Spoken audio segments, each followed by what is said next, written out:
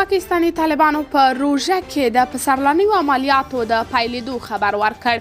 پاکستان کې تحریک طالبان پاکستان په دغه هیواد کې د خپلو پسرلنیو عملیاتو د پیلېدو خبر ورکړ. دا لومړی ځل دی چې تحریک طالبان پاکستان د روژې په میاشت کې د داسې عملیاتو د پیلولو خبر ورکوي. تر دې مخکې به افغان طالبانو په افغانستان کې د دا ډول عملیاتو خبرونه ورکول، خو پاکستاني طالبانو څه نه ویل.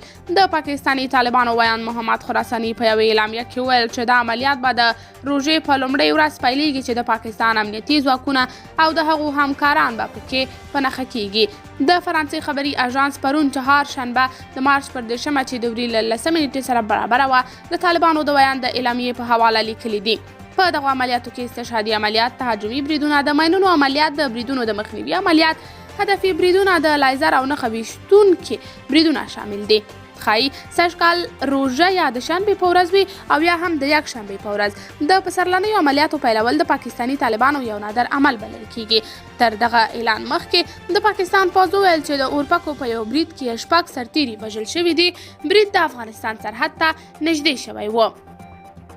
پاکستاني طالبان وایي چې په دغه برید کې شاوخوا 10 پاکستاني عسکر وژلي او ژوبل کړي دي.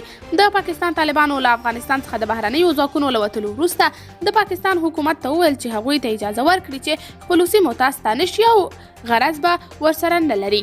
قدرمنو لیدونکو، تاسې د دې موضوع په هکله څه نظر لرئ؟ نظریات مو راسره کمنټ کې شریک، ویډیو لایک او چینل هم درسره سبسکرایب کړئ.